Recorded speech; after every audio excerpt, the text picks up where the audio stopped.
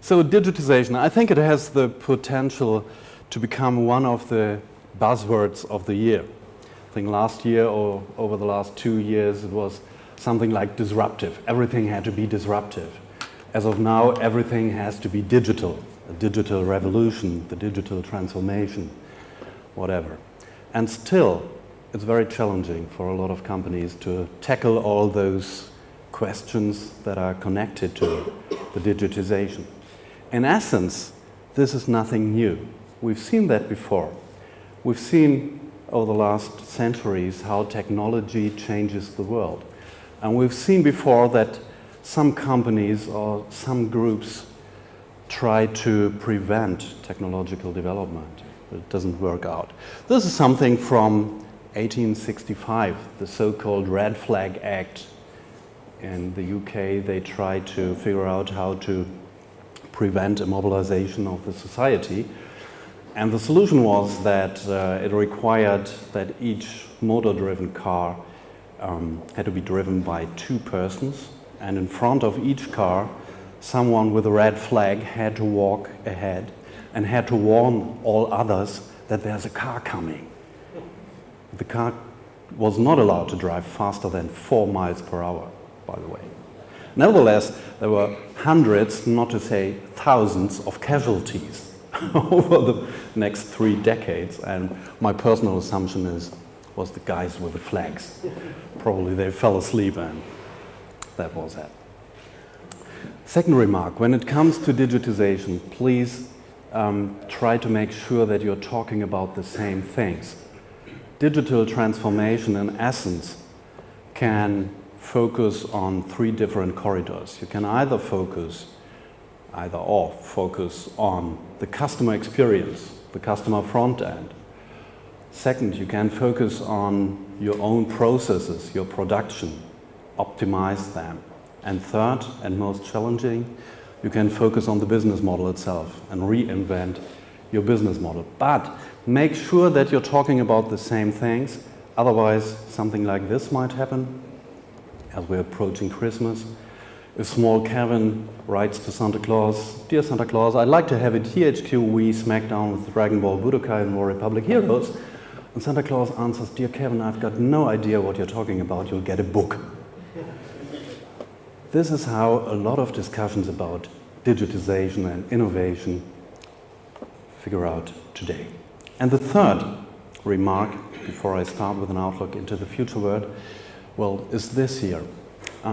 This is probably one of the most important slides that you might see nowadays. It's an exponential function. And this is the great difference to what we've seen over the last decades or centuries when it comes to technological development. More and more developments are in these exponential functions. It's like knowledge in oncology. It doubles each 2 years. You all know Moore's law, that the processor speed doubles each 2 years. And it's quite challenging because we're not used to handle developments that are not linear, but that are exponential. And between those linear thinking and exponential speed of technological development, this is exactly where all those new disruptive business models try to attack you. If you're still on this linear line, you'll get a problem over the next few months or years or even today, because digital disruption is already the new reality in a lot of industries. The world's biggest taxi company doesn't own any taxis. The world's biggest accommodation provider doesn't own any flats. Sorry, I just need my glasses, it's too small here to read. The world's biggest telecommunication companies don't have a telco infrastructure. The world's biggest retailer doesn't have any inventory. The world's most prominent media owner doesn't produce any content. The world's fastest growing bank doesn't operate with traditional money. The world's biggest movie house doesn't have any cinemas. The world's biggest software providers don't program any apps. So what does it mean for fleet managers? How will the future of the world's biggest fleet managing company look like in a couple of years? Will it be a software platform or will you still run the infrastructure itself? All those business models just focus on the software layer and try to scale that software business models up on a very fast pace. Wouldn't work if you have to provide all the infrastructure behind that. This leads to an assumption that was formulated 3 years ago by two analysts in the United States, Paul Newms and Larry Downs, who said nearly everything you think to know about strategy and innovation is wrong. Because all those basic logics have changed so much over the last couple of years. So let's take a look at our future living and working in a connected world. And I try to start with something that I call my personal belief. The future will be a mobile future. So if you're still struggling with your online solutions or your web platforms or whatever, please make the next step now and focus on mobile. The web is a social web, and this is important because users become producers and they get used to these logics. They get used to being asked, to being incorporated, to provide their assumptions, their recommendations and all that stuff. And this is what they demand from other companies as well, because this is changing their personal experience. Social networks are already accessed in the majority of cases via mobile devices nowadays, and mobile does no longer mean on the go, but in many instances it means it's a very comfortable situation and you use your iPad or whatever to make business and all that. And this is important as well for business models, because we see that, for instance, on Black Friday, the last Black Friday in the States, more than 40% of all revenues were ordered by mobile devices, 95% of those revenues with an iPad. So Apple is still in front of that. But the important point is 3 or 4 years ago there was a lot of hesitation whether people would be willing and would accept to make something like mobile payment or to make an insurance or a bank contract via a mobile device, or whether they would restrain from that because of security issues. No, they don't. If the applications are comfortable enough, if the user experience is good enough, people will do that and people will use those mobile devices. So the challenge is to reinvent your solutions in a way that they can be run in a comfortable way on a mobile device. Good news for everyone who's building those devices, good news for everyone who programs applications. For us, the more important point is this, the Internet of Things, with an estimated 50 to 70 billion connected devices by the year 2020. This is just 3 years from now, more or less. 50 to 70 billion. So we're living in a very connected world in a very foreseeable future. And this will change some of our basic assumptions, and this will change some of our logics that we still have. I'll try to explain that, or I'll try to show some examples how these logics will change and what it means for all of us. First, smart cities. I think probably all of us have an idea in mind when it comes to smart cities, that we'll have a connection of all the infrastructure devices and traffic and public services and all that stuff. I would like to focus on just 2 examples for that.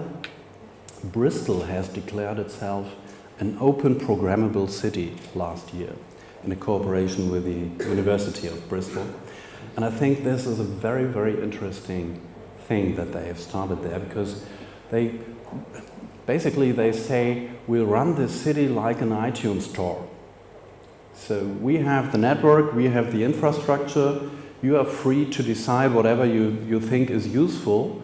You are free to program apps for this infrastructure and to make this city a smart city. And it's a kind of open innovation approach that we see as successful in a lot of different industries, taken to the public sphere right now. And I think they will be faster than any other programs that we see online. Second example, Amsterdam. Any one of you by chance been there in the last few weeks or months? No. Yes, you. Okay. So let me just pose a simple question. Have you been in the safe areas of Amsterdam, or would you like to go into the dark quarters as well? Safe areas usually, yeah? Okay. Amsterdam has set up a pilot project with Cisco and Philips in some quarters for smart lighting, smart street lighting. And they do some things that you would expect them to do. So they look at traffic data and they look at maintenance data and all that stuff. And then they do something that you wouldn't expect. They incorporate the crime rates into that system. And wherever you have a high crime rate, they increase the intensity of the lighting. So these are the bright areas in Amsterdam. And wherever there is a low crime rate, they decrease the lighting. So you have to switch your expectations. It's just the other way around. The dark areas, the dark corners are the safe ones. And the bright areas are the unsafe ones with high crime rates. And this is just one example how those sensor networks, those algorithms, will change the value of what we have experienced so far. There will be new decision layers that we don't have an idea how they work. Basically, none of us has an idea how insurance rates work today, or bank rates, credit rates, all that stuff. A lot of algorithms in the background. Nobody can explain why the offering for you is just like 3.4% and not 3.2 or whatever. This is exactly what's happening here. And on the other hand, all those cities, those smart cities, will change how they work and they will change how they look. And we'll see a first few examples for that. This is from Tehran, the Sharifa La House, an adaptive house that can be adjusted to climate conditions. We've seen the first 3D printed villa in China, in Winsun, 1,100 square meters, built up in 5 days for 140,000 euros. Promising, isn't it? We'll see an office building in Dubai planned for next year, operational in 2017, and we'll have a 3D printing device incorporated in one of those modules so that they can adapt that building to future challenges or demands or whatever. They can change the layout of that office later on. When it comes to smart homes, in Germany alone we'll have around 1 million smart homes by the year 2020. It's basically the same assumption here. Those houses will react and they will adapt to climate conditions, they will adapt to whether someone is at home or not, and all those electronics will be adjusted like that. We've made a study just a couple of weeks ago on how smart homes will have an impact on our future living, and I will just talk about the last two topics here. Smart homes will enhance health, and smart homes will become an integral part of everyday living. How does that work? What has a house to do with our future living or with the health? Well, the answer is quite simple. Back to exponential functions. Back in 1999, the cost for the DNA sequencing of a single genome was $2.7 billion, quite unaffordable. In 2014, it was $1,000, and this man here, Jack Wang, CEO of BGI, the company, the biggest gene sequencing company worldwide, he predicts that by the year 2018 to 2020, he can offer that service for less than 100 euro. And the second thing that he promises you is that he'll analyze your personal bacteria mix. And based on these two informations, your personal genome and your bacteria mix, he will provide you with functional food. That's his business model. And that functional food shall increase your life expectancy to 150 to 170 years.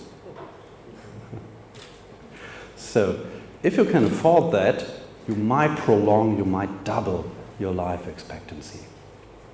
And if it is like that, and we're talking about 2018 to 2020, if it is like that, and you use your toilet early in the morning in that scenario, then you will not only just flush 20 liters of water afterwards, but that toilet will tell you whether you are healthy or sick and what you can do to improve your health status. This is how your house, your smart house, will help you with your living and with your health condition. Just one example for that.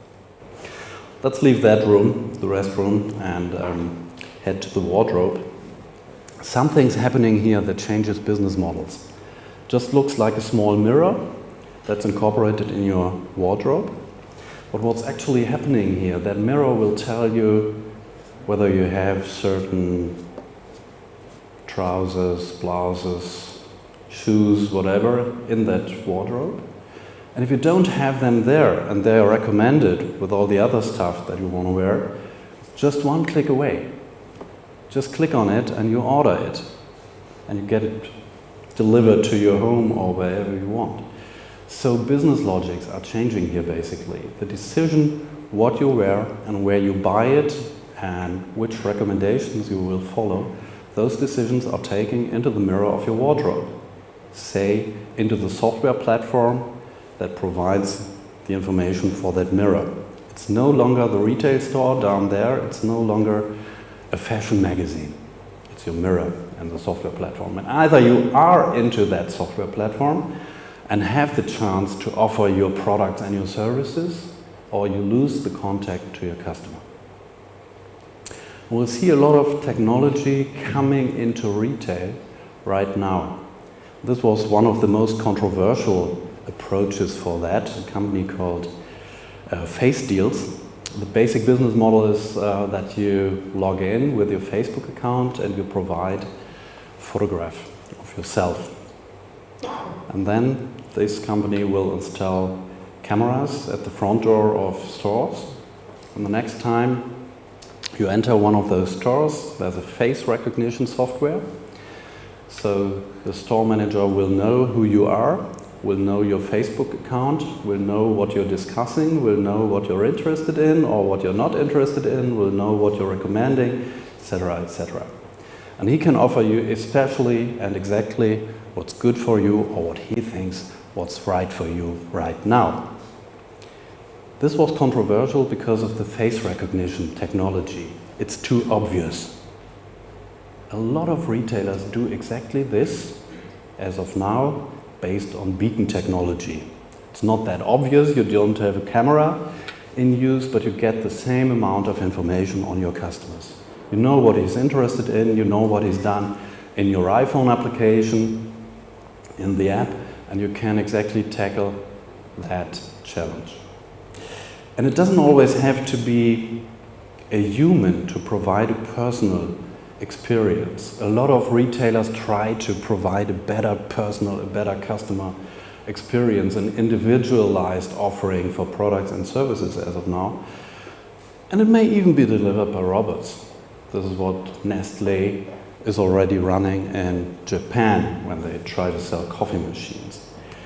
The basic for all those services, if you try to improve your products from a mass market logic to individualized to adaptive logics, then you have to have the opportunity and the ability to use the informations that are provided by social networks, and you have to run a lot of artificial intelligence to get things done.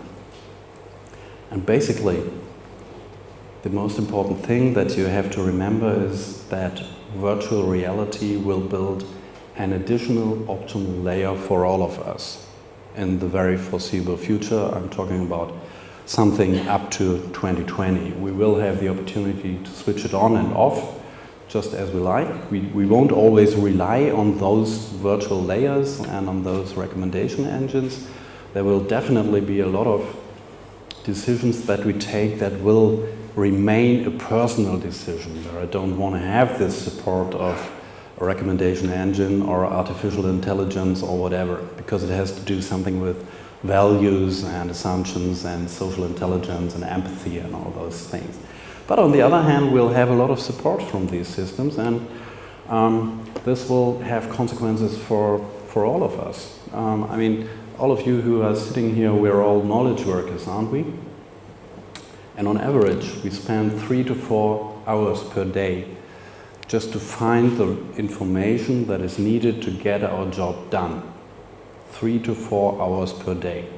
Because we have stupid systems, stupid intranets that are not adaptive, that are not predictive, they don't know what we're doing next. At least this is the baseline. This leads to one consequence. We are not efficient enough in the way we work, so we'll see new competition from robo-advisors.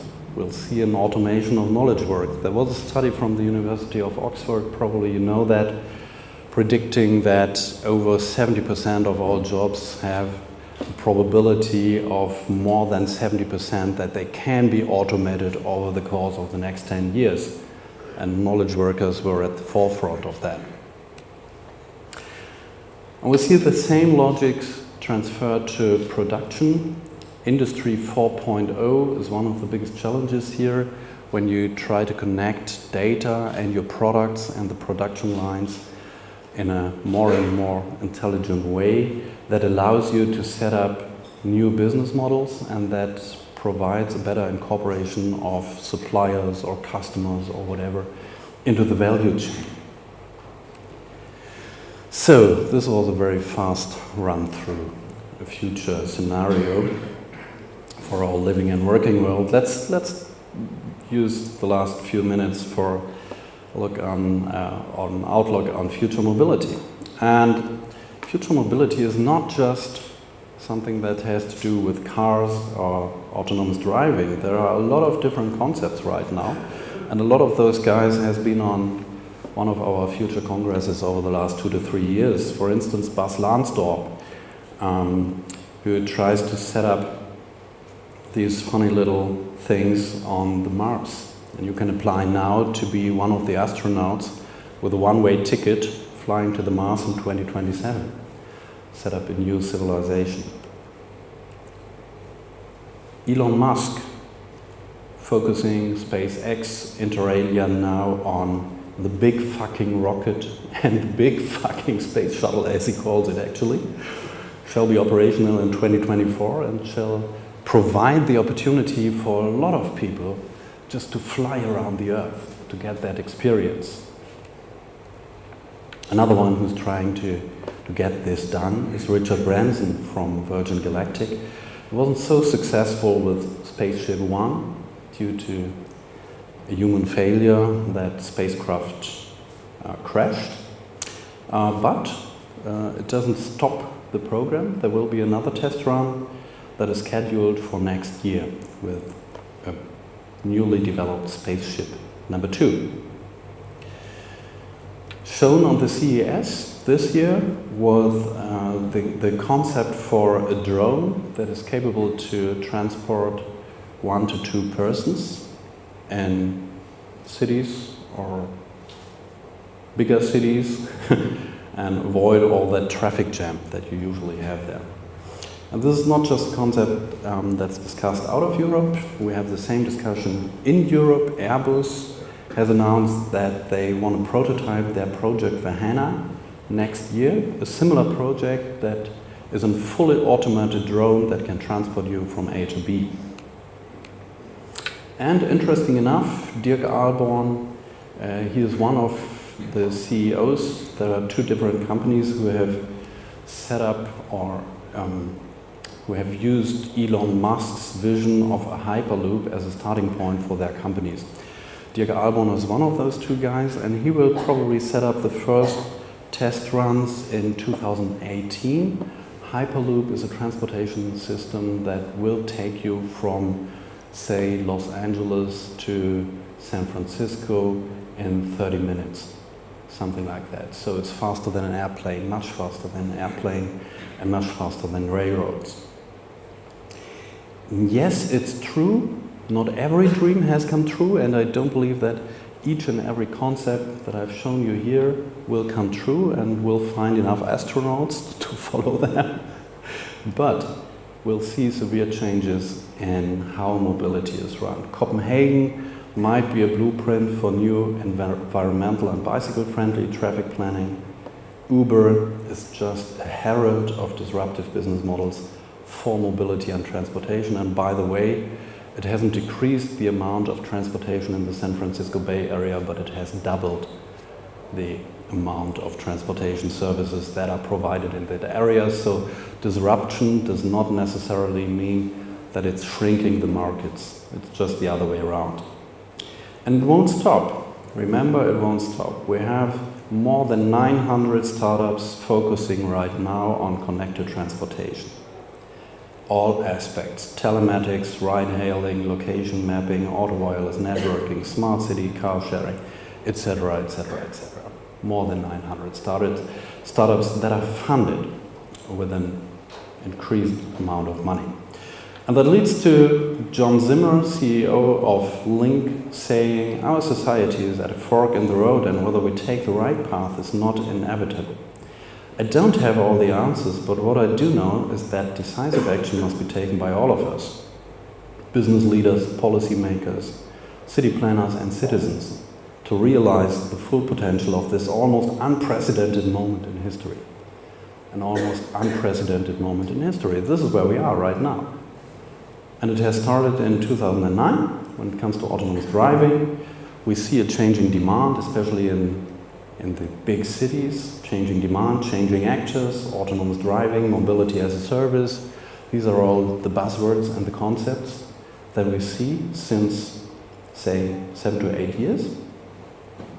Google, Apple with its project Titan, an unlimited budget was announced for that project.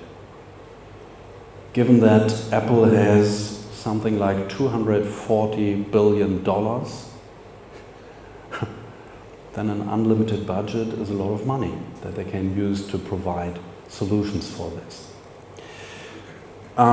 As far as it seems to be, I think nobody really knows it, but there was some rumor that this project has been refocused this year on software development, that they don't try any longer to produce an own car, but that they try to produce the operating system for autonomous driving. Like the iOS, there will be maybe an AOS for autonomous driving. Tesla will be here in the discussion and available with their cars outside, has just announced that all new cars will ship with level 5 autonomous driving hardware. This was announced a few weeks ago. Uber started its self-driving pilot program in September and has announced that it will replace their drivers, they talk about their dudes, as fast as possible. I think that's really interesting. As of now, they rely on their dudes to make some money, and here they state that they want to get rid of them as fast as possible, as soon as possible. Well, this is really disruptive. And Uber has also acquired a company that's called Otto, and last month there was the first shipment, the first commercial shipment provided with such a self-driving truck. It was a very valuable load. They had 50,000 beer cans from Anheuser-Busch on board. So it was really a big risk that they had taken there. Lyft. GM has invested $500 million in Lyft recently. And their semi-autonomous cars on fixed routes shall start driving in 2017. So it's all over the next 2 years so far. LeEco in China will start an outsourced mass production of driverless electric cars, that's called LeC, from 2018 onwards. And they've done something that's quite remarkable. I don't have it here in the picture. If you change the mode of that car from self-driving to autonomous driving, then the steering wheel will fold back.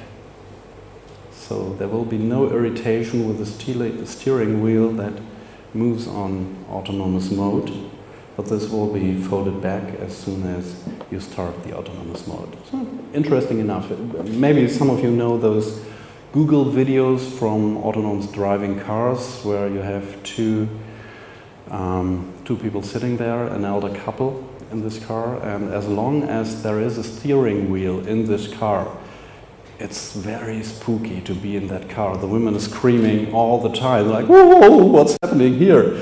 And as soon as she's sitting in another car that has no steering wheel and that's just driving in an autonomous mode, everything's fine. It's convenient, it's comfortable, it doesn't produce any fear. So the steering wheel will be one of the main challenges for this kind of autonomous driving. How do you solve that? Is it a foldable solution or will you find another solution? Baidu, they are also thinking about an outsourced mass production of driverless electric cars, announced for 2021, and they are starting test runs right now. BMW, as you probably know, or a lot of you will know here, has teamed up with Mobileye, has teamed up with Intel to deliver fully self-driving cars, as it was announced for the iNext by 2021. So it's no longer the 2025 threshold, but we're talking about 2017, 2018, 2020, 2021, something like that. I'm not sure, but maybe we'll get a better impression, a better feeling for that over the course of this day. I'm not sure whether we'll have all technical requirements settled by then and whether we'll have all other requirements based on infrastructure and legal aspects and insurance aspects and all that by 20 or 2021. But for sure, this will be a driving force, a big driving force. Technology will be a big driving force for all the other things that have to be decided.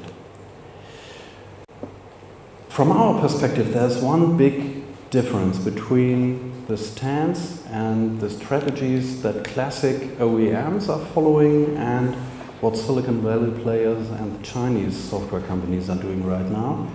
The OEMs, in our assumption, or from our perspectives, are focusing on a step-by-step improvement of autonomous driving, focusing on level 3 right now.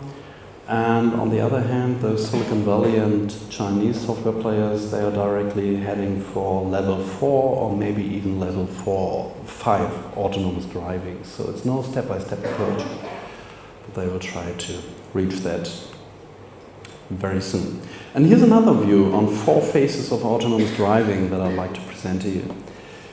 First step, the steering wheel disappears, and it seems to be a typical German stance. Cars built for active drivers with a steering wheel. American approach is much more different than Chinese approach also. It's much more based on commodity, on the question, what else can you do while you're sitting in a car? How can you use this captive environment for your business models, for your business logics, for services that you provide to those people while they are driving in an autonomous car? The most likely outcome will be the development of adaptive interiors. Phase 2, the business model evolution. The focus shifts from the vehicle to the business model itself. Fleets of self-driving cars will cycle cities and be operated by different providers. Fleet management. Users pay per drive instead of paying for a vehicle. So probably you don't have to own the vehicle any longer to make use of the comfortable aspects of being able to use a car whenever you feel the need to do so. Step 3, mobility as a free service. Increased competition will lead to marginal costs for the use of self-driving cars. This is what we have seen in telecommunications, this is what we see in energy, this is what we see in a lot of different industries where we have an increased competition, prices drop down to nearly 0. So our expectation is that the prices for driving a self-driving car or using a self-driving car will decrease to nearly nothing. The monetization will then have to be through value-added complementary services for passengers while they are in that captive environment. And step 4, when you think about blockchain logics and blockchain mobility, it might even be that self-driving cars don't need an owner any longer, that they make their business on their own. Cars that own itself will find passengers and do business on their own. And new regulations and liability rules would have to be applied for that, obviously. But this might be one of the outcomes. Blockchain technology now just entering the insurance and the bank industries, and they are very afraid of what's actually happening there. Whether you need all those middle management logics any longer, all those contract logics any longer, or whether you can just get rid of that based on blockchain. One more thing. We are right here. This is the so-called iPhone moment. Yeah? There has been some disappointment over the last few years. It's not been that fast, it's not been that good, it's not been that reliable. The Oculus Rift has been introduced into the market this year. It has not yet led to that revolution of virtual reality, for instance, etc., etc., etc. But we are right there. And from there on, it's only chaos and amazement following. So, and you have to be aware of that, and you have to be very fast to follow that opportunities. And basically you have 3 different options how you can handle that. You can either make things happen, or you can watch things happen, or you can say, oh, what happened? Hopefully you're on the first track. Thank you very much, and I'm really looking forward to the discussion and the workshops later on. Thank you.